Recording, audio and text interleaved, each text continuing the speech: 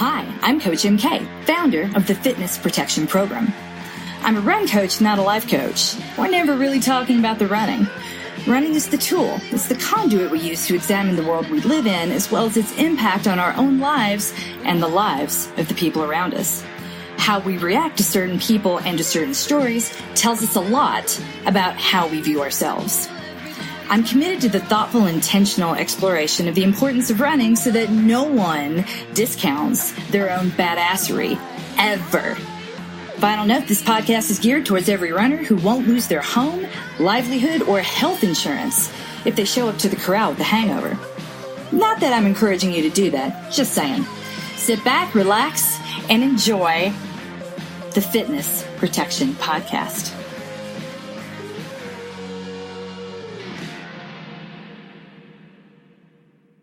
Hello. You want to turn it towards you though? So I'm gonna have my typing face on here for a second. Your typing face is my favorite face. Sarah's resting work face. Allison, Melly, and Ann Rich are here. Hello. It's so fun to be together. Yay. Sorry we're not both on camera, and we will adjust once I get the questions queued up so that everyone can see us both a little bit better. Okay, yeah, we have some good questions here. Are my glasses over there? I'm normally more on top of this. Sorry. I don't necessarily need them. I just want to not leave them. Have fun with traveling when you have ADHD. It's like, where are my glasses? Where are my keys? Have you seen it goes to a brand new level of what the F in anxiety? All right. I have to say though, that like sharing, you have talked about that before. And it's not that I was like expecting that sharing a room with you was going to be like, oh my gosh, MK stuff is going to be everywhere. But like, you're very contained. Your stuff is very like, props to you for that. Thank you. I know that you like are very intentional about where you put stuff and to make sure that you don't forget about things and lose things and whatever. And I just want to say like you do a very good job and I'm very impressed. Okay. Thank you. I live to impress Dr. Coach Sarah Axelrod of Harvard University. Not that you needed to, but I just want to say it's been. I was saying we just recorded an episode of the Fitness Protection Running Life podcast, which was very fun to actually get to do live together. And with the podcast editor. With our podcast editor in the room, which is like very fancy. This is like how the fancy timing cues. Yay! I know. She held up a time card when we needed to wrap it up so we could go live on Facebook. Very impressed. Very, very impressed. And so official. Amazing. And I was saying on that podcast that sharing a room with MK and watching her work like on a continuous basis over the course of several days. She works during sessions too, listening and working. It's really amazing. It's really, really, really amazing. So I just want to say MK works hard for you all. She really does. And I know that you know that it's even more than you think. It's just funny, like, because the stuff that I do doesn't look like traditional work. So it's easy to look at my BlackBerry. What are you doing? And then it's kind of hard to explain. Like, oh, I had an idea and I need to flesh this out. I just remembered a dot that needed to be connected. This said made me think of. It's always producing something. It's always producing something that creates value. I just think at this point we've been so conditioned to think that anyone who is staring at a screen is de facto distracted. That the only work is like manual labor or surgery, and in between it's just made up. That I appreciate the validation, if nothing else, from like watching you work. Like, yes, thank you, that is work. Oh, no, everybody needs time to do it. We do it, and then all of a sudden you're like, all right, and you like you spout out a few things to me, and then I'm like, okay, I'm gonna keep up with that, and then you go back to it's quite impressive. Yes. So if you have it out, sometimes I'm just ready. No, it's great. You guys have been like catching the ball and running really, really well. I feel like we've been a really great team. It's been a lot of fun. It's been a lot of fun. Yeah. It really has. There's never been a trip I've enjoyed as much as I have enjoyed this, although there have been times I've sweated a whole lot less. That is so true. Thank God I brought so many clothes because I have needed costume changes like regularly. I was going to say this, but I woke up in grossness that people can hear. The infection's moving, so it's hacking. Well, I mean, at least it's that type of grossness as opposed to like the grossness that I might have woken up next to in my 20s. So I'm just saying, perspective, Chris, you're winning at life. I felt Totally. I feel good. Then like I woke up and everything just started, and I was like, I got to get this out before I can go see people. Well, that's why you just all you need is pretty earrings. No one will care what's coming out your mouth when you got something good hanging out your ears. I did find the I'm wearing VIP his rings. I got some earrings. tea for today. Yay. It's been very, very fun. And we have a few people watching on Facebook, Andrea and Anne and Allison. It's very fun to be together. It's very fun to be together in real life. It's very fun to see all of you. Also, every time I think I'm leaning into the camera, I'm actually leaning away from the camera. I know, Facebook right? Live really messes with me. It takes a long time to get used to any camera looking at you, much less like dealing with like the mirror image of it. Yeah. Yeah, I still am not great with it when I'm recording something, when I'm writing on the whiteboard, most of the time it's recording dead on. So what you see later will be exactly what I'm doing. But when I'm checking to see if it's coming across, I'm seeing a backwards image of it. Yes. And it is super weird. Super weird. Yeah. Yeah, same thing when I'm doing strength live, which is not great when I'm like I'm like, oh, I need to move my knee in that direction. And I think I'm moving in that direction. And I'm actually moving in the opposite direction. And by the way, she means this. Sitting like... I'm not sitting like that right now. No, you're not. You're not. You've been incredibly restrained in your skirt on this entire trip. I can see the moments you like start to shift it up, and I'm like, oh no, not in here, Sarah, but go for it. It's fine. Might as well. It's like no one's wearing suits. I don't think they're going to care. Maybe she did it once, and that's why the creepy guy follows. That could be. He's just waiting for the moment, the Paris Hilton moment of getting out of the limousine. Shoot, yeah. I don't think I do it without realizing it. I don't think it's totally involuntary. No, Some body awareness. I feel like you're looking for that opportunity that it's like, hit your foot up on the seat, which would be more comfortable. The seats are terrible. The seats are terrible. Yes. The conference is fantastic. The people have been really lovely. It's just conferencing. It's like going to a wedding. You're going to, how was the food? Well, why would you ask that? It's going to be terrible. Yeah, exactly. It's probably been, sitting around too long because they took too long to get through all the toasts. And so it's a little dried out. Not that I just went to a wedding last weekend. I'm just saying, nobody buys pizza. Like you can't, it's really hard to mess up pizza. Yeah. Right. Well, we have some questions to get through, and now I'm going to move this camera again because I thought I had it. There we go. Okay. I think we're both in it. It's just that the chat is obscuring that side. I completely get it. Streaming from both things at once is definitely multitasking's hard, y'all. That's why I tell you not to do it. It is very hard. And so I'm gonna do what I usually do, except that you can actually see me doing it now, which is weird. I'm going to do my best not to be weird about it. I can't see what my face is doing while I read these questions. Right, which is why I've said to you before, it's so valuable that you do that, because I'm like, it weirds me out that I can't see what's happening. Totally. So just to be able to like trust you to, there's Jesus take the wheel, then there's just Sarah do it. It's like the same level of trust right there. It's also like, Chrissy, cut it. Like we say sometimes when we're recording. We know she's gonna cut it. We've reverted from like speaking directly to you to just talking about you to you. Oh, Chris will cut this out. Yeah, this won't matter once Chris got her hands on it. It'll be good. So with Runner Interrupted, Coach Jen is enjoying an amazing little getaway right now that involves wine tasting and beautiful views. She's been texting me some pictures, and I am so happy for her. So she will not be joining us. She will be back next week, either in person or with a voice memo. So we are going to do our best to fill her shoes and read the weekly wins from Runner Interrupted. Do it. The first of which... Weekly wins, my post-surgery checkup went probably the best it could go. I also got a 10-minute and a 25-minute walk this week. Yay! That is huge. Wow. And having a post-surgery checkup go well, I hope that feels as exciting and inspiring as it sounds to us. Just for, if you have not listened to Ask Away with Coach MK and Coach Sarah before, Runner Interrupted is our program for runners currently not running for whatever reason, whether it's because life is lifing, as someone said this morning, or because they're injured, they're not able to do the things they want to do. And it's really hard. That's the hardest work of all, to not be doing the thing you want to do, or to be doing the thing that you want to do, but not in the body that you're used to doing it in. That's so true. Yeah. And so someone who's been through surgery recently, and we have a couple in Runner Interrupted, we're here for you. You're working really hard. Next weekly win for me was healing from dental surgery. This is another surgery. And being able to run a few miles. My hubby's health is on a good stretch, and we are sleeping a few hours at a stretch too. That's huge. That is huge. It's really big. Yeah. My gosh. Because don't ever forget, running more slowly than you want to go in any given moment is the hardest thing you will ever do by that logic. And that's not just logic. That is fact. That is biology. That is how this world works. If you are running out running, you are doing the hardest work that there is to do, the hardest work that you will ever, in fact, do. And that's why we want to support you. We're here for the hard stuff. That's right. Next one, weekly win for me was using time I would have normally spent running on other, less physical hobbies I don't often take time to do. The result was successfully completing my first 2-tier semi-naked cake for a bridal shower I was hosting. They had me at naked. I had the exact same thought. I believe this person shared photos in the Runner Interrupted Facebook group. So if you are in Runner Interrupted, I'm gonna have to get in there. Yeah, we're gonna have to get in there and check that out because if you're watching and you're commenting, please. I would love some more context. I would love to know more about what a naked cake is. Is that like the naked chef? Is that? I really don't know. I have to. So you know what? Actually, why don't I go look at the picture of this? Okay, she posted a picture of it. It is in Runner Interrupted, wow. And oh my gosh, this is beautiful. This is spectacular. Really, wow. Yeah.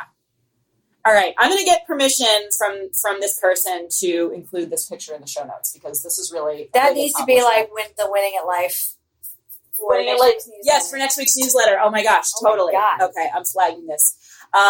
Thank you so much for sharing that. That is seriously impressive. Look at those flowers. Look at the layers. Oh my goodness. I'm not capable of producing that. No, me neither.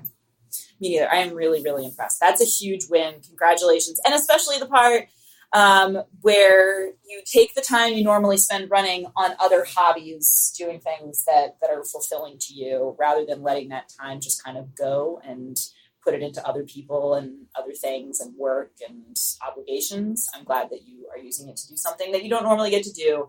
And that felt really good. Hosting a bridal shower sounds like a lot of work. I hope that was good and fun. But if it gave you a good excuse to make a cake and that was what you wanted to do, seriously, we're all for it. What we discourage is doing something that you feel like you have to do during a time when you're already not doing the thing that you want to do. This is not the time to take on other people's crap because you got plenty of your own. Exactly. I really hope that was a purely selfish decision, and it looks like it was since you say that you like it. Yes. But yeah, congratulations. Generally speaking, Runner Interrupted, we do not advise you to look at yourself as having free time. Right. Free time to give away. Right. Don't give it away. No, put it here. That's right. So we have one question in Runner Interrupted, which I'm going to put to you. Okay. Question, can I run through shin splints and how do I mitigate them? I wouldn't. If, like me, I'm not saying like don't run at all. I'm saying I would get to the source. Oh, this is a moment I wish we were in my room because I've got my therapist's thumb in there and some of the toys that I brought. The two things that contribute to shin splints. One is lack of glute strength. So you'd be like pulling yourself forward with each foot strike. And that's why I discourage leaning over when you run. We want to have like a nice locked cage that starts with control at the bottom in between your hip bones and extends up through your collarbone. Instead, that comes from thinking about the back. That's why I blocked the cue. That cue. That's where the cue comes from. It's not to think about the front where you like lean forward. It's to open up in here. And why that matters is because when your center of gravity is where it needs to be over your hips and your feet are landing under your hips, the chances of you, they call it overstriding, but that's the wrong way to look at it. If the stride form is a function of strength. Let's start there. And if you're forcing a faster pace that your body's not ready to do, your shins, which are teeny tiny muscles, just like your hamstrings, are going to be dragging you forward doing work that they were not designed to do. It's actually inefficient. That's a sign that your body's doing something that either it doesn't want to do or it isn't ready to do. And this is the point in time where I'd be like, let's mobilize and go see a physical therapist, get checked out, and make sure that whatever it is that you lack, we're not just kind of guessing at, because it's either going to come from going faster than your body's ready to go, doing something, your glutes are not assisting, the bigger muscles are not assisting in some way, so that little tiny muscle is overloaded. Or you really need to mobilize because if your glutes are firing and your shin is like nice and supple and mobilized and like there's no pain whatsoever when you get on top of Bertha and do a bone saw, then the issue could be coming from your shoes and it might be time for a new pair. But it is a lot easier to buy a new pair of shoes than it is to fix something inefficient further up the chain that might not be doing something you want to do. That's why I never talk about shoe replacement because really I'm like, let's start with PT, let's start with firing and getting making sure, like having someone else tell you and evaluate you. Check your glutes out, your booty out, make sure it's doing what it's designed to do. And then if you want to go buy new shoes, shoot your Runner Interrupted. You deserve new shoes. Yeah. Like go to the run store and make them pay a lot of attention to you. And they get some earrings. And I get some earrings. I'm having a real fun time just turning my head. You hear that? I love it. Okay, that is it for Runner Interrupted. Hello, Sarah Seberg. Yay. Hi, Kavelin. Hi, Stacy. It's so fun to see people tuning in. Even though it's Saturday, it's so nice of you guys to be flexible with your schedules and still want to come say hi.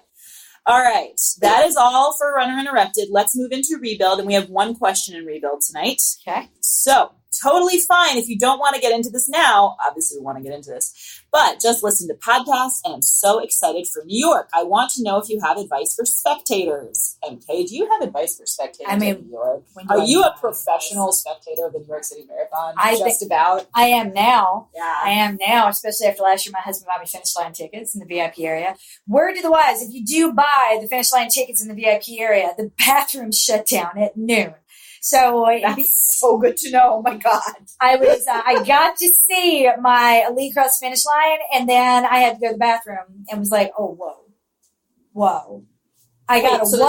The bathroom shuts down at noon? They start taking down the VIP area after the winners across the finish line because that's when coverage, the official live coverage of the marathon ends. Got it. So as they start taking down that media area on the left side of the road, the right side of the road continues. And now I see, so if you want to watch the winners get crowned and all that stuff, you want to be on the VIP area. It's like $250 a ticket on the left side of the road. The right side of the road is a little bit cheaper. And some of them, I think some of the stands are free. The later the date is, I think that, it's just, you just show up and you're not going to have to compete with anyone for a seat. But if you have the opportunity, it's a really cool and fun thing to do. If this is a one and done and you're coming internationally, consider getting the VIP experience just to watch winners cross the finish line. If you know the person that you're waiting for is coming 5-6 hours after the winner would have finished, great. Have a game plan, because getting out, around, going to the bathroom, and coming back is going to be tricky. So do a little bit of leg work.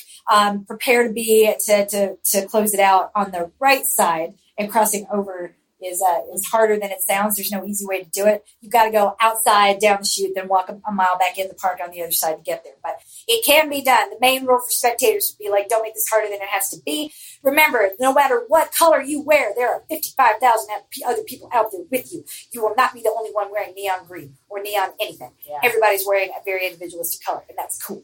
But do download the app and track your person and have a plan in place about where you're going to see them, because at pretty much any point, it is really hard to see a person in a marathon. It's like trying to catch a sparrow in a hurricane. Good luck. Tanya is so hard. Tanya Tucker wrote a song about it too. Don't have any idea what I'm talking about.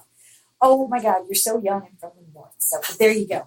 Here we are in Georgia, 2 sparrows in a hurricane. Go Google it. But yeah, I tell you this, it is really, really hard. Needle in a haystack, maybe you heard of that. Trying to find a runner in a marathon is like a needle in a haystack. So have a plan about where you want to be and what you want to do, and make sure it isn't terribly unpleasant, because asking someone you love to sit in one place for 6 hours and wait for you to come by is a huge ask. Do a little bit of legwork ahead of time. I will be starting the race. My wave, the corral placements just came out this week.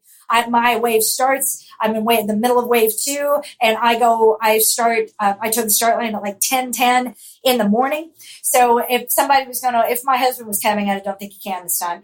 But if he was coming to watch me, I would be like, okay, well, we're staying on the south side of the park. So the place you would want to wait for me would be, the south side of the park coming back in, or somewhere around Columbus Circle, so that you can make a quick exit. You can go to the bathroom, eat, have a drink in Columbus Circle, walk 1 block north, and come around this time and come wait for me. And if I don't pass through in this time period, just go back, go wait the finish line, because I'm going to need help when I get there. Yeah. But so I would do, that is my biggest bit to a spectator. It's the marathon is terrific. It is fun. New York wraps itself around the race, which is to say it shuts down.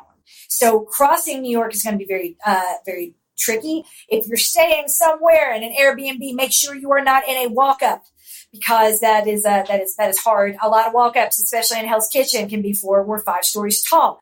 Do you really? And Hell's Kitchen is hard to get to, and the city shut down. So if you have to walk the 2.5 miles from the finish line chute to your Airbnb and walk up 5 flights of stairs, that's just indignity on top of indignity. I would highly recommend having some sort of a game plan of what you're going to do and where you're going to stop. I have known people in the past that have been like, you know what, we're going to come out and here's the closest restaurant. We're going to go 1 block south and hang out here.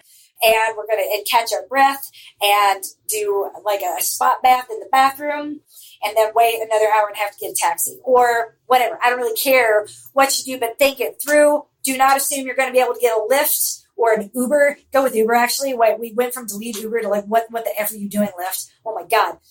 You still might not be able to get a taxi or an Uber. And especially not if you're trying to cross back to the east side of the city or heading south in any way. So do a little bit of legwork and logistics first. And at any point you find yourself saying, I'll figure it out, I'll be fine. Just know your brain is making a bet that your legs are going to have to cash. Mm-hmm. Mm-hmm. And remember that when jillions of people are all using their cell phones at the same time, it is going to be hard to get a connection. Yep. That's another thing people aren't. Yeah, got it. That's something you have to remember. Okay, Sarah Seberg is chiming in Facebook Live. Thoughts on same shoes every day or 2 to 3 different shoes to rotate through? Background, I ran an Asics Keanu forever and then had foot issues and a running store put me in Hoka, which helped, but I really don't like them. So I've been alternating and it works. Running store also recommended Brooks. Forget the model, so I'm considering getting those with my birthday gift cards. Yay, birthday gift cards! Because can one really have too many running shoes? The answer to that is no. No. Do you have thoughts on the rest? I have always had thoughts on the rest, Sarah. Thank you for asking that. I appreciate it. When it comes to shoes, like I personally have shoes when I'm fit and I have options. About like I have a day where I go to the track and a day where I can hit a trail and a day when I've got a long run or a tempo run. I have a different shoe that I like better for each type of workout that I do. Like the mint green shoes that I brought with me, but you saw me stumbling around. I'm like, these shoes are not made for walking. These boots were not made for walking at all. And they're terrific. They're very pretty. They're the Nike Zoom Fly 3. I was talked into them by my best friend who was like, these are fantastic. And I'm like, you're such an ass. I do not need more shoes. But because I do pretty much whatever he says to do, he doesn't ask for much. So I'm like, okay, here are the links about the shoes. And they're both fantastic. Like I got to say, Nike's come a very long way. They're the evil empire, but the shoes they make are very, very fast. The trade-off with the Zoom Flies, which is that's the Zoom Flies and the Vapor Flies are the models that were designed to break 2 in the marathon, like you saw happen this morning. And that's Sarah's next question. We'll get to that in a second. Yeah, with those shoes are horrible to walk in because if your heels are not hitting the ground, and it's expected that they will not be if you're running that fast and that efficiently, there is something the whole heel strike notion, but trying to not heel strike is just it's not going to work. Yeah. I've talked before; it's form as a function of strength. What you need to focus on is getting strong, and the good form will naturally follow out of that. Once you are there, these shoes are really helpful. If you are trying to jump into these shoes ahead of time, though, it is just hard to get around. I was falling over left and right because there's just no support in them. They're great for running. They're great for relentless forward motion. They're kind of hopeless for everything else. So tell you this, some shoes are hopeless, but have one good purpose, and that's not a great reason to throw a shoe away. Not buy that shoe ever again. I would just find excuses to wear it. That's how I feel about my earrings, and that is very much how I feel about my shoes. Mm-hmm. And so Sarah's other question is, do you have thoughts you want to share about Eliud Kipchoge and the 1:59:40 marathon? We all knew this was going to happen at some point. A 4:33 pace is ridiculous. It's incredible that it happened. It's incredible that it happened in our lifetime because we really truly thought we were, Steve Magnus, I think, said that we were like 15 to 20 years away from this breakthrough happening. On one hand, it would have been more fun to see it happen in a head-to-head national competition, true. It would have been more fun to see it this is better than the last attempt, which was what they would have called a factory setting, paid for by a shoe company in a very specific set of circumstances that would have made us a little hard to trust. Mm-hmm. At the same time, the whole spirit of competition, distance running has not been doing itself a whole lot of favors. So the spirit of competition has been spoiled for a whole variety of reasons. I kind of hate that this is happening the week after. Doping is the first thing on everyone's mind, and how did this happen is a question that will be lingering in the back of many, many minds at the moment. I kind of wish there was a little more separation in those news cycles for his sake, because I don't think he was doing. There is no credible evidence or reason to believe that this was forced, that it was created by a set of highly favorable circumstances. A lot of people would prefer that it happened in a race situation, but the fact that it happened is still kind of like, wow, he did that. And we're more likely to trust it in this sort of circumstances than we would if it happened in a head-to-head competition, say, at the Olympics, which a lot of enforcement agencies have not been doing their jobs, and people have been paying a price for that. So I tell you that to say this is very conflicted about it. I want to be happy for him. I am happy that this achievement occurred. I hate that there are so many question marks on everyone's minds right now where the wrong dots might be crossed or the wrong connections might be made about how that happened. Because he has nothing to do with the Nike Oregon project, Alberto Salazar, and by all accounts, he's a terrific guy. Yeah, people really like him, and that's an unusual thing to hear in the world of distance running and high level athletes. Like you'll hear people say after their careers are over, this person is really nice. But there are others you just don't hear very often. He's also really good at Twitter. His Twitter is great. His Twitter's lit. Yeah. And I want to say one more thing, which Allison Wade said on the Fast Women Twitter, which is that it is really cool. Also, you have to remember that these types of things are also the reason why these advancements are made in men's sports and not in women's sports. Just because there is not currently a woman who is close to a really attractive number, like a really round number that has this mystical hold over everybody, that has meant that no one has put the kind of money and resources and energy behind female marathoning. And I think it's important to say that and recognize it. I completely agree. I would love to see a breaking 220 or break the A standard is what I would want to call it. Because the Olympic men's A standard was 217. The Olympic women's A standard, I believe, it's 230 or 236, unless they lowered it to 229 this past year. So the A standard did get lowered. I believe it is 229 now. Yeah. So I would love to see money put into women achieving the men's B standard. I don't love that two standards exist. Title IX's important. It's complicated and muddied and difficult to talk about, but I would like to see the equivalent put into the women's side. And I'm guessing the reason it hasn't is because they would effectively be chasing the best of the best females would be chasing the best standard of the males. And that would be drawing more attention to the gap between the two. Or at least that's going to be the justification behind not doing it. Right. Because it would also justify a lot of the reasons why women's sports are treated as less than. It's another one of those issues, like women are a protected category in sport and there are no easy answers. But it would be terrific to see equal weight thrown behind these really incredible women, none of whom have been directly linked to doping. And some of the men, there are a lot more question marks around the men that are racing right now than there are women. I'll say that. And the fact that Sarah Hall just won the Berlin Marathon and then came back a week later and won the Twin Cities 10-miler, right? And she is a very clean athlete in a lot of very credible and verifiable ways. And she has not gotten a whole lot of attention. She's not gotten the kind of attention for it that you would expect. Because the news cycle has been dominated by Alberto Salazar. Yeah. I had to Google it. It wasn't even a headline. Sarah Hall wins Berlin Marathon. Sarah Hall PRs. Like when I tried Googling different things to find the article to cite it for Nuzzle last week, and it just broke my heart how hard I had to look for it. Yeah. So if I got to ask Sarah Hall a question right now, it would be this. That your husband is still one of the fastest living runners alive. No one's beaten some of the records that he set, especially at London. After that, he would go on to be self-coached, saying he wanted God to be his coach. Y'all got a lot of pushback against that. Most of it was ugly. I have to wonder, now that Ryan is your coach, and you're winning everything there is to win, how much fun are you having? Do you go home and do this? You go home and do that? I would totally go home and do this. They strike me as a really classy couple. They probably don't go home and do this. They probably, go home and hug your children and pray. And like this reaffirms our faith. It's taken. But that is such a great thing to see. Because you don't get that sort of narrative arc ever. And not to say that's why no one's talking about it, but I just want to be the one to talk about it. I think it's super cool that someone invoked, that one half of a couple who invoked faith which invoked laughter, is now getting the last laugh in a really big way. Yeah.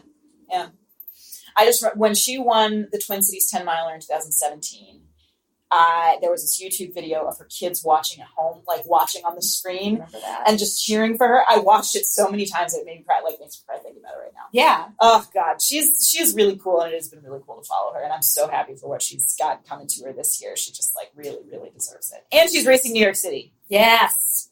So let's see what she's going to do. I know. With Roberta Groner, too. By the way, Roberta Groner, I didn't know this, has at least one, maybe two children on the spectrum. She's raising money for Autism Speak. She's at $2,100. I donated $50 last night. All she wants to raise is $2,500 by her participation in the New York City Marathon. Find Roberta Groner, her Twitter. It's a Marathon 254, 245. Marathon I should have done this. It popped at me. We'll find it. We'll put the link either in the show notes or in the comments. If someone finds it before I do, we're going to put it up in there. But if you, I had no idea. I have a lot of love for Roberta Groner. She's 41 years old. She's amazing. She came in 6th in Marathon Worlds. She is a champion amongst champions who has been facing a lot of uphill battles, and she's the every woman we like to point to. She's a full-time nurse. She is not a sponsored professional runner, but she is doing incredible things on her own. Like, this is like, she has really turned her hobby into something ferociously good, excellent, and cool. So I was thrilled to see that she was raising money for something that's close to my heart, since I too am a special needs mom. I didn't even ask a lot of questions about the organization itself. And I know that a lot of people have a lot of opinions about that organization. I will say this: I support Roberta. I gave $50. If she or that cause speaks to you in any way, I would ask you to consider supporting her 2 fundraising steps. Marathon Girl 245. That is Roberta Groner's Twitter handle, and I have to imagine that 245 has to do with her former marathon PR, which is no longer her marathon PR. She's so far past 245. It's crazy. She's amazing. All right, that is we had a question rebuild. That was our one question rebuild. Thank you, Sarah, for chiming in with questions. Yay. As always, we love you, Sarah. Yes, we love you so much. If you're listening on Twitch or Facebook and you have questions, whether they're follow-up questions or new questions, please put them in the comments and we will get to them when we can. We're going to dive into Maintain now. Yay, Maintain. So, first question is, hi, coaches. After all my talk of a goal race being a 5K, I signed up for a half on November 23rd. Of course you did. Halves are better than 5Ks, I have to say. 5Ks are really painful. Anything special I need to do between now and then? I missed about half of the long runs in September. Thanks for everything. I would get the long runs back in, like now. I would not go out and run like a 12-miler tomorrow to try to play catch up, but I would make a real goal. Time on your feet is going to matter more than anything else. To ask yourself, what do I need to get out of this half? Don't make it up on race day and then be like, oh, I didn't get that, therefore I suck. That's what a lot of people do. So I would go into it with this knowing I'm fit enough to show up. Yay! That is exactly going to be my attitude to the New York City Marathon. It is not going to be pretty, y'all. It is not going to be pretty, but I'm going to be there. And I'm going to celebrate every step for that reason. So I would encourage you to do the same. I'm fit enough to be here. Yes, you are. The greater your odds will be greater. The odds of not sucking will be greater each day you get out to do a run. The consistency matters more than anything else. Don't worry about getting one hard run or one super long run. Just try to do the plan as written as much as you can between now and race day. And that's the best you could possibly ask for. Because if you've not been running consistently, then we need to get back into that habit. 30 minutes a day, 5 days, or better 6 days a week is going to go a heck of a lot farther than 2-hour long runs. And whatever long run you decide to pull out your rear end as you tie your shoes on that morning, every single time. Yep. Good answer. Next question. Hi, wonderful coaches. Hi. I'm on the marathon rant and I'm looking ahead a few weeks. I'm traveling for work and might choose to not run the M2 on the scheduled day, so that I may use that day to do tourist stuff. Can I push it to Thursday? So the M2 is the Wednesday workout on the dedicated ramp, and keep the Stride Sandwich 80/18 miler as scheduled on Friday and Saturday, which would be my preference. Or should I shift the whole week to keep the day off between the M2 and the Stride Sandwich? Not ideal. Or skip it altogether. Couldn't possibly. Depending on your answer, that was you saying that, not me. Depending on your answer, I may decide to shorten my tourist plans and run the M2 that afternoon anyway. Thanks. I wouldn't shorten the tourist plans. That I really wouldn't. So I mean, because remember, this is 10 weeks. Your race was set. Not going to be about like what run you didn't do, but rather, but your year could be dominated by like the experience you didn't have on your vacation. So there is nothing that could happen on race day that is like going to be worth the trade-off, because it's never a 1-for-1, right? Like if I do all the things and I will 100% get the reward, I think were we talking about that at the beginning of this podcast or the other one? You can do everything right and still not get what you worked for. That is totally possible. So with that, I would say maximize the utility of your vacation first and your family time first. Unless your family sucks and you want to run away, then yes, you need an 18-mile run every single day. I said so. Go get it. And if you're not sure, I'm saying it on a live stream. You show them this. She needs an 18-mile. You can clip it, Chrissy. She needs an 18-mile long run every day of this vacation. Just get away from y'all so she can relax and run a race. But seriously though, we just don't want to have 2 hard workouts back to back. That's it. Anything hard, more intense than an easy effort or longer than an hour is de facto hard. So just do whatever you have to do. Don't worry about what you don't do, because whether your race, again, it's not going to be determined by this one hard effort run that you miss. I would rather you converted the entire week into something stress-free and really enjoyed your vacation and tried to get in as many of the runs as you can without sacrificing anything you want to do. That's always going to be priority number 1, because whether you're still probably not going to beat Sarah Hall or Roberta Groner if they show up. And if you, it's not going to come down to that one run you did. And if you're on vacation at a pretty place, make it about doing an easy, no stress run in a pretty place. Like it's hard to do, like an MQ is some mile repeats at your A pace. It's hard to find a mile stretch in an area you don't know. MK and I had that experience yesterday of trying to run in Atlanta and not knowing where all the really long traffic lights are that we were going to have to stand there and wait at. It's not easy to do a workout where you have to hit a pace and hold on to it for a little while. So, just don't stress about that. Sarah says, by the way, I ran 11 today. Yay, Sarah! Yay, Sarah! Woo! That's so good. No foot pain? That's huge. She posted about it and maintained and said it was really, really great. She did it with her BRX. Yay! I'm so thrilled for you, Sarah. I really am. Really, really happy for you. That's so awesome. You've had a rough year. You deserve to have a really fun race on November 3rd, which is, I believe, when your race is. So yay for that. Okay. Hi, coaches. Emma Ross here. I've had a bit of a setback. I strained my hamstring a bit, and I'm seeing a PT who does not want me to try running again until Wednesday. That means I'm missing 2 long runs in a row, and this is supposed to be week 2 of my marathon ramp. The PT is also a runner, and she talked with me extensively about my training schedule, and she says that there is no reason to think that I won't be able to run sim, which is great, and what I'm clinging to.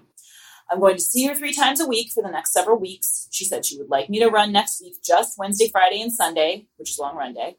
I wanted to hear your opinion of this approach. Also, I can ride a bike without pain, so I'm going to do that to keep up fitness while I'm not running. Any advice, thoughts, or moral support would be appreciated. Thank you. Don't try to offset anything on the bike. Like, don't try anything you do to try to overachieve or close the gap or mix things up is going to be a bad decision. Well, again, what we want to look for is not closing the gap or making things up. We don't make up runs. We just miss them when we don't look back, and we focus on what we can do. If you can bike, you can probably also walk. And again, not shuffle. It's that whole bouncing motion is going to be getting your hamstrings, and that's what she wants you to avoid.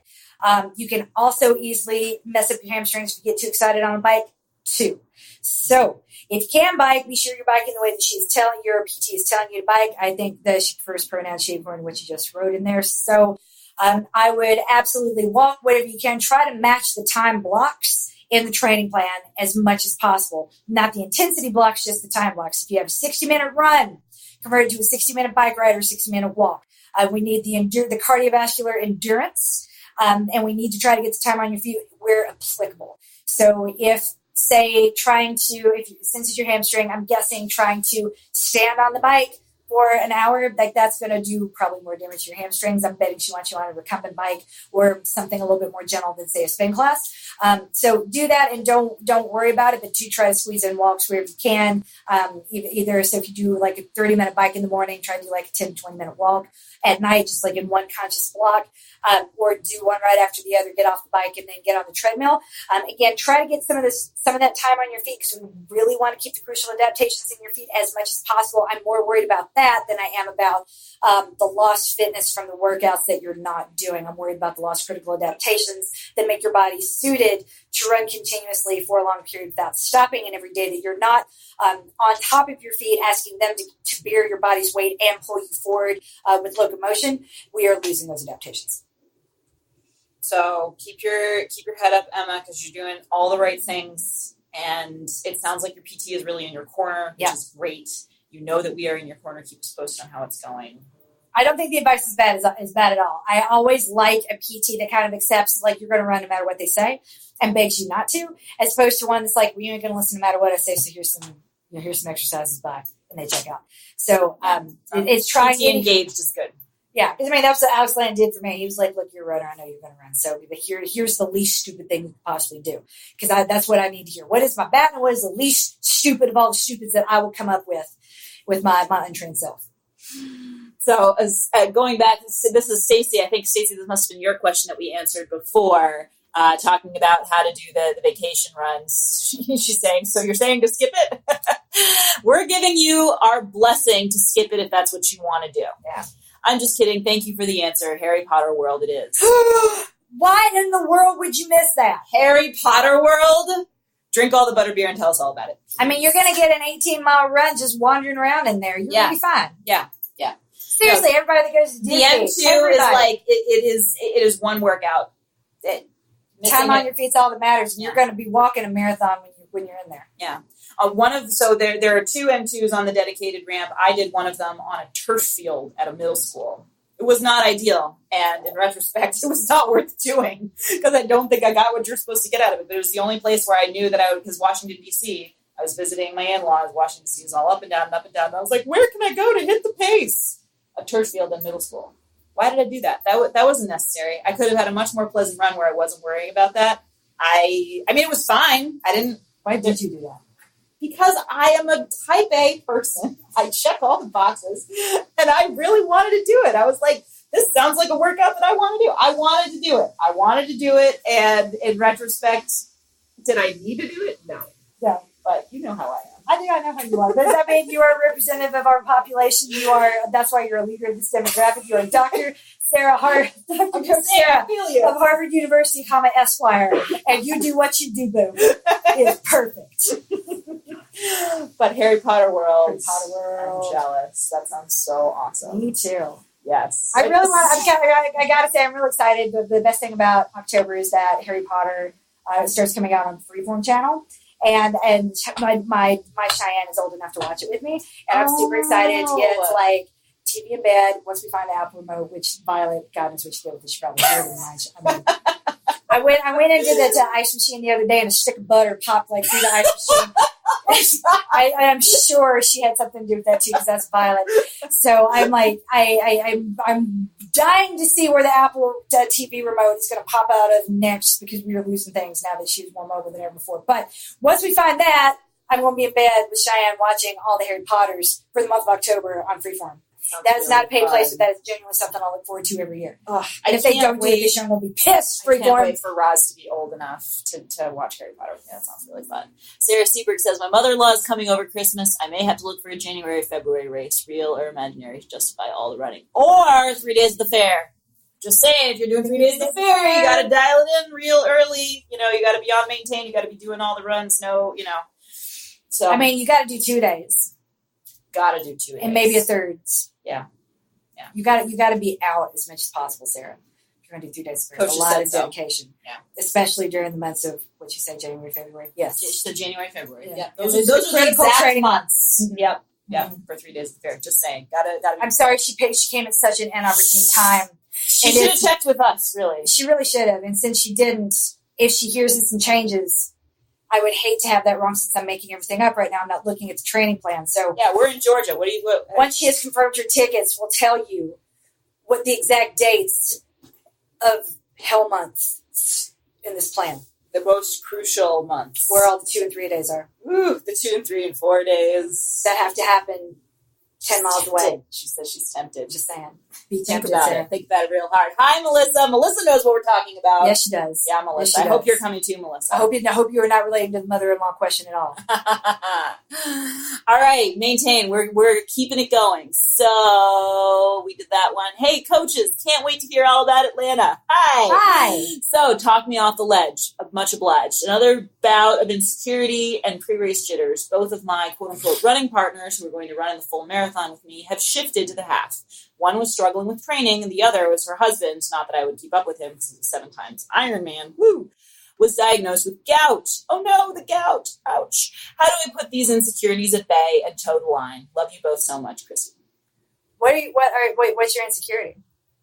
Those were the 2 people that were going to do it, and now they both shifted to the half, and she's doing it. You still want to do it? Just by herself? You still want to do it? That's a good question. I mean, honestly, if you want it now, that's an out. So, I mean, is this insecurity or uncertainty? Because if what you're looking for is permission to drop down to the half, which is, I hate that concept, and I hate that language. It's like we're just shifting over. That's what, and she did say that. She said they shifted to the half. You can shift. Yeah, you can shift. You can shift. If that's what you want to do. Do you want to be with your friend? Do you really want to run a marathon? If you want to run a marathon, yeah, you can do this. But do you want to do this? Do you want to do this solo? I mean, think about what it is you want to do and what it is you need to get. So let's reconcile like what you thought this was going to be versus like what you signed up to do in the first place. Because if you're doing one of those Disney races and this is going to be fantastic no matter what, or it's clearly moving over is not a big deal. So knowing that that option is available to you, you can do whatever you want. What do you want to do? If you still want to continue, cool. Deciding not to run the marathon because you really don't want to do something for 6 hours by yourself is hardly the move of a quitter. That's an empowered choice of a grown-up. So do you want to be a grown-up who chooses to run this, not one where a child who is shamed into doing something that she doesn't want to do under the guise of being, in fact, a grown-up? So that's kind of where I would start that question, because I don't hear insecurity. I hear uncertainty. Like, you don't have to do this. Do you still want to do it? Great. You can. Let's find ways to make it palatable if you're not going to be talking to your bestie the whole way through the way that you were planned in the first place. Or maybe we find some way to have this suck a little bit less. If you would like, you know what? I would really rather just run it with this person, even though it sounds like you haven't been training together.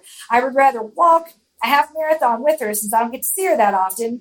I would rather walk a half marathon with her and get to spend the time than run a marathon by myself that I have some questions about. So think about what it is you really want to do. You can do whatever. There's never going to be judgment here about saying, hey, although I do understand the disappointment. I've trained for a marathon. I want to do a marathon, but I don't want to do a marathon this way. I would rather do this other thing this other way. I absolutely see that as an empowered choice. Yeah, me too. And this is Amsterdam, right? So, I mean... Is it? I'm pretty sure Christy's doing Amsterdam. Christy, I'm sorry if I'm wrong about that. But I love that race. I think you're going to have a really good trip, no matter what you do. If I go to Europe anytime soon to run a race, I probably won't. But if I did, that's what I would pick. Yeah. Yeah, and it's going to be beautiful. You could, don't ride a bicycle in the race. That will get you in trouble. That's bad. But, you could make it a trip that's about riding bicycles and eating chocolate or, I don't know, all the waffles. I think they have waffles. Stroopwafels. There you go. I think the only way you can do it wrong is to feel like you're being corralled into something that you don't actually want. Whether the shifting to the half would be the thing you feel corralled into, or the staying in the full would be the thing you feel corralled into. Yeah. And we know you. We know that you're capable of making an empowered choice. So know that we're behind you no matter which one you make. You have the coolest job of anyone in this room, of anyone that I can think of. I mean, you're the legal protector of Harley Davidson. I mean, I can't imagine anyone tells you what to do on a regular basis. All we do is kind of like set the course and say, like, please don't run over our faces in the process. So where do you want to get out of this and then go get it? Because knowing that your day-to-day might not sound that sexy, but at the end of the day, it's still one of the coolest things around. You're one of the coolest people around. Why in the world are you going to go fulfill someone else's dream? You are fulfilling my dream by running Harley Davidson in Europe. And getting photographed in that outfit on top of one. I thought that was amazing. God. I love your LinkedIn picture. It's still the greatest thing on earth. Yes. Greatest show on earth. And your Enzo tattoo. Yes. What would Enzo do? This is what you had to ask yourself. Good question. Melissa says, yes, I'm going. Yay! Sarah Seberg, we love you too. We love you very, very much. And I promise we're all so much more fun in person. Seriously? Especially now that I'm not pregnant and in massive mouse pain. 3 Days of Fairy is going to be so much fun. It was so much fun last time. It's going to be so much fun this time. We have, I think, one more question. Hi, I emailed actually to Coach MK and Coach Sarah, but if you could answer me here, that would be great.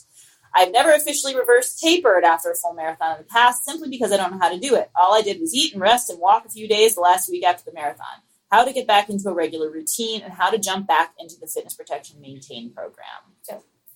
All right, so the first part of that, I always say that a rule of thumb is 3.5 days for every hour spent above race effort. So if you run a 2 hour marathon, like we know this will be, that's okay. 1:59:40, anybody? If you ran a 2-hour marathon, just keep the math easy. And let's say only 1 hour of that marathon, your heart rate was above. The first half, your heart rate was below 65. The second half was above 165. Great. Take 3.5 days off. Take a 30-minute jog on day 4, and then ease your way back in. I would do 30 minutes on Wednesday, Thursday off. Go back to the routine as much as possible. 30 minutes on Wednesday, Thursday off.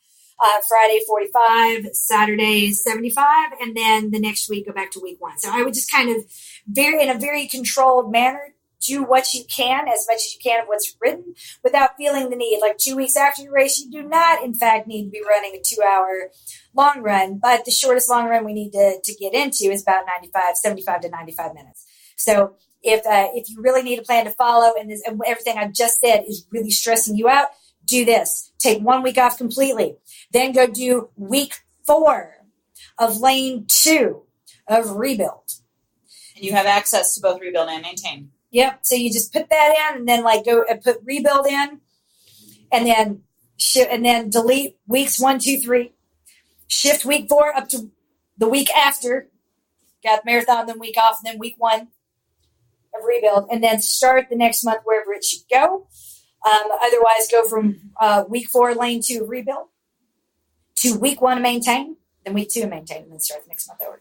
Mm-hmm. So high level, that's kind of, but I'm not saying like you've got to prescribe like rebuild, lane 2, week 4, then 2 weeks of maintain, and then start the next month. We just want to fill it until we get back to the starting point. And the start point is the first day of every month. So whatever we need to do, look at the distance between the first day of next month and 1 week after. You're going to take 1 complete week off and then start easing your way back in. If you aren't sure where to start, week 4 of lane 2 of rebuild is the best place, followed by week 1 of that month of maintain, and then get back on track as soon as you can, because more thought and more concern isn't going to lead to a better outcome. We just need you moving back on your feet without overdoing it. Yeah. Reclaiming the habit is hard. Yep. Because especially if you've tapered, the week before the marathon, you're not running too much. The week after the marathon, you're basically off. And so it's been 2 weeks since you were really in a routine where you were getting up early and doing the thing. I have found that difficult this past week. And now she's got to run 16 with me tomorrow. And now she talked me into running 16 miles with her tomorrow. I almost said that when you said we don't need a super long run 2 weeks after the marathon. I was like, really? I didn't say you needed to. I said you had to. Because I'll get lost. Yeah. It's going to be great. My kids need me, Sarah. Thank the children. I'd be very selfless. I got to do it for Coach MK, and I got to do it for Cheyenne and RJ. Because I'm looking forward to Harry Potter in October, Sarah. I can't deprive them of Harry Potter. No, I can't. No, they need never do that. I can do it, but you've got to find the Apple remote. We're going to have to give up and buy one. God knows what Viola did with it. Okay, Sarah Seberg says, slow burn question. Are we really doing 120 minute the week before our optional, the week before optional something if we are racing or running a half? I would use... For a long run. So this is last long run of slow burn, assuming that you want to race or run a half at the very end, which she is going to do. She's going to run a half. Yeah, I'd cut it down to 95 minutes. Okay, there you go. 95 minutes. And 95 minutes, that's kind of, that's like the BATNA of the long run. That's where the long run benefits start to kick in. That's the minimum you can run and still retain the benefit of the long run. Absolutely. We're still tapping into that energy system. Yeah. And Melissa says, so happy I caught you guys. Have a great night in Georgia. Have to go. Bye, Melissa. We are so excited you're coming back 3 days to the fair. It's going to be a great day. Oh my gosh. Ever since we said we had 27 people coming, I mean, the RSVPs have just been coming in, and I'm like, more people. There have been more since then. I know. It's fun. It's fun. I know it's a ways off, but we're still like, yeah. We're having a really good time, just 3 of us here. It's going to be. And there's no one I'm going to have to send you to network with. Go see if you can be the editor for this podcast, Chris. Oh my God, she's a beast, by the way. See if you can do a loop with that guy over there who... Chris Zarnak is a heat-seeking missile. You guys all need to know that. Yeah. I had no idea. You have you would do well at Wharton. I gotta pay Coach Sarah for salary right away. Oh my God, send her to Wharton. You gotta get the Apple remote before you can do it. I know, right? Like baby steps. Baby steps. Do we have any more questions? I don't see any questions in Twitch. Do we have any more questions in Facebook? I'm pretty sure I'm at the bottom of the chat. please shout out if you do. That is all we have for Maintain tonight. And so I believe that is it for Ask the Coach, the formal Ask the Coach. Yay! Now we got to go, put on a pretty dress and big old earrings and turn the lights off. Actually, we're still out in Georgia. They're not ever coming back on. It's already dark, probably. You guys always look nice for them being in good places. You're very kind. This is like the only time I get to put on clothes that I don't expect to sweat in. Well, and also, editors, when you go, they don't get dressed up. They are so casual. It's glorious. Yes. I'm like, I the editors have such a chill vibe, and I'm like, I wish there's part of me that's like them looking like nice. I'm not like, like not like kind of like casual. They'd probably be like, who are you? And so far, they are so excited to talk. Like, I know that and I just assume anyone that's super cash now is an editor, and they all kind of find each other. Like Miriam this morning, just leaning over and jumping right into like, oh, Carrie Goucher, did you say her? I met her last week. She's fantastic. And this woman literally is an editor for the Spartan Races podcast. And she is terrific, and she is kind, and she's really sweet. And I've admired her work for a while because she does a lot of random, very, very, very cool stuff, as people in Vermont tend to do. And it's funny though. And like if ever you've heard that adage, be good to the help. I think it's easy to overlook podcast editors because I've been getting earfuls about, oh, do you know this person? Yeah, I worked on his podcast for a little while. Do you know this person? I worked on her podcast for a little while. I'll tell you. It just reminds me of the world go around. That podcasts do not happen without good editors. No. And same goes for, honestly, one thing that there was this film podcast that I used to listen to a lot, and I really appreciated the way when they dived into the history of the film, they were like, the editors of these films mostly are women, and they do not get the credit for making this film work the way it does, making it memorable the way it is. Editing is everything. Yeah. Everything. Because she makes it sound smart and polished. She cuts out my southern accent when I forget to tuck it in. It's amazing the things Chrissy does with sound, our sound engineer over here. But it's true. This is the person correcting mistakes that's trying to make you sound either clear or fantastic, or how to, there's a lot more to it than you would think. I learned a lot about podcast editing when I was looking for an editor. Before I make a hire for something that is really critical, I don't want to know how to do it myself. I want to know how to spot it immediately when someone doesn't know what they're doing, and we can pivot and keep moving. And instead, I got the reverse. Chris has assured me every step of the way that she has no idea like what gear it is. She is so confused, but she's actually doing an incredible job. I am so grateful for everything you do, Chris. I'm so grateful for everything you volunteered to take on, for every suggestion. Like, hey, I could strip the sound from Ask the Coach and release it as a podcast. I'm like, the reason that happened is because it was Chris's idea, and she said, I can just do this. And elected to do it. Yeah. And it's wonderful. So the next time that we've got some secrets, very interesting secrets on some very famous people who have not been very nice to the people who produce their content. And I'm not going to be forgetting that anytime soon. It's very interesting to know. So I assure you, I'm going to be kissing your butt that much harder now that I know how y'all talk. So if there's somebody that helps you out in some way, and you have tried to negotiate down on their rate without realizing that what's standing between you and truly good content is the person that you're negotiating with, pay them a little bit extra, treat them a little bit more nicely, do tip them, and be gracious, because they don't have to serve you, and they don't have to keep your secrets either. Just saying. Unless you made them sign an NDA. At least and you probably didn't. And I'm just joking when I say I've showed up without pants. I'm saying there's no one that's telling me I have to put them on. If you are a dude with women in the room, yes, you do need to wear pants. It ain't funny. That's a threat. Jesus. Seriously. Yeah, learning all kinds of fun things at She Podcast this weekend, y'all. Hang out with the editors. Oh my God, they got the stories. They know where the bodies are buried. Right? Sarah, Andrea Loeffler says, so much fun to watch you all have a great time. So much fun. Thank you for coming. And Sarah says, but we love your Southern and fast talking and F-bombs. And it's true. And I think she means your F-bombs. Oh, yeah. Turns out, I curse a lot more than MK does. And we used to hear stuff about like how, this is going to be an MK explicit whatever. Yeah, that had to be a thing. No one has asked me to censor myself, and I appreciate that. Please don't start. But also, like, it's interesting. It is. Is it because what do people hear when I say it versus like how many times I say no, I got this check. Now I got this check, and y'all just like didn't hear. And people around the table were like, "You weren't kidding. People don't hear you." I'm like, "Yeah, I know." Well, that's because I've been trained to not let anybody get the check without protesting at least a couple of times. Yes, That's actually intentional. It's not because I don't hear you. I'm just saying. I did But you still don't believe it. Like, have I ever been like, no, just kidding, everybody can pull out your wallets? Did you do that?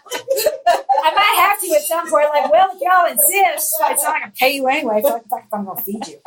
We'll work for food and wine. I mean, clearly. We gotta go buy Chris some drinks now.